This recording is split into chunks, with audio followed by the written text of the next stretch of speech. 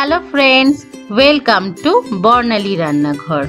आजकेर पर्वे आमी एकटी ट्रेडिशनल माछेर रेसिपि बानिये देखाচ্ছি जेटा गरम भातेर साथे खूबই भालो लागे।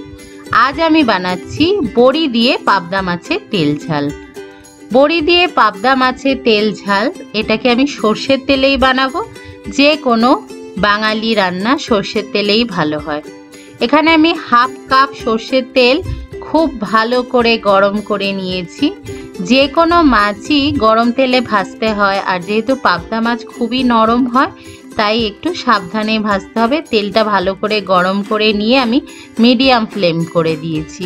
তারপরে এর মধ্যে আমি পাবদা মাছটা দিয়ে দিচ্ছি। পাবদা মাছটাকে ভালো করে ধুয়ে আমি কিচেন টাওয়েল দিয়ে মুছে নিয়েছিলাম। তারপরে নুন, হলুদ, লঙ্কার গুঁড়ো আর একটু সর্ষের তেল মাখিয়ে রেখেছিলাম 10 মিনিটের জন্য।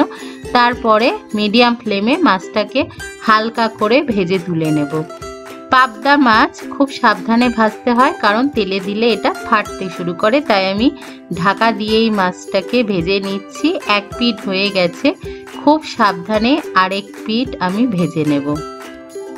পাবদা মাছের নুনটাও কিন্তু খুব সাবধানে দিতে হয়, কারণ অনেক সময় দেখা যায় এর মধ্যে নুন মাখানো আছে আর পরে বেশি নুন দিলে রান্নাটাই খারাপ হয়ে যায়।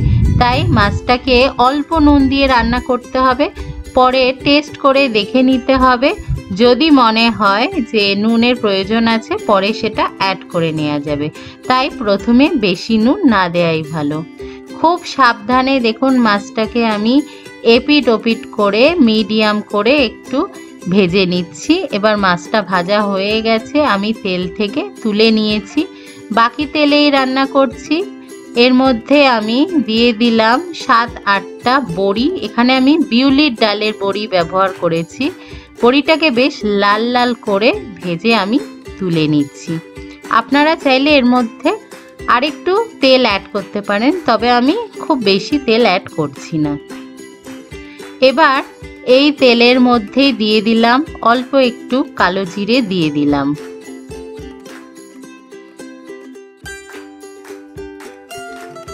কালো জিরেটা ভাজা হয়ে গেছে। এবার এর মধ্যে আমি একটা কাঁচা লঙ্কাকে 2 টুকরো করে দিয়ে দিলাম হাফ টিস্পুন হলুদ গুঁড়ো আর কিছু মশলা আমি বেটে নিয়েছি। আদা বাটা, জিরে বাটা, ধনে বাটা আর একটু রাঁধুনি কাঁচা লঙ্কা বাটা দিয়েছি। এই রান্নাটা আমি লঙ্কার গুঁড়োর ব্যবহার করছি না, কাঁচা লঙ্কা দিয়েই করছি। আপনারা চাইলে জিরে আর ধনেটাকে গুঁড়োও দিতে পারেন, তবে আমি বেটে নিয়েছি। সেই সাথে রাঁধুনি দিয়ে এই মাছের ঝালটা করলে টেস্টটা খুবই ভালো হয়, কারণ রাঁধুনির একটা সুন্দর ফ্লেভার আছে। এবার অল্প আমি নুন দিয়ে দিলাম আমার স্বাদ অনুযায়ী। এবার দেখুন মশলাটা খুব ভালো করে আমি কষিয়ে নিয়েছি আর এর মধ্যে আমি 1.5 কাপের মতো জল দিয়ে দিচ্ছি। খুব বেশি ঝোলঝোল হবে না, তবে আপনারা যেই রকম পছন্দ করবেন সেই রকম জল অ্যাড করবেন। একটু গামাখা গ্রেভি হলেই রান্নাটা ভালো হয়। এবার এর মধ্যে সেই আগে থেকে ভেজে রাখা মাছগুলোকে দিয়ে দিচ্ছি আর দিয়ে দেব আমি সেই ভেজে রাখা বড়িগুলো।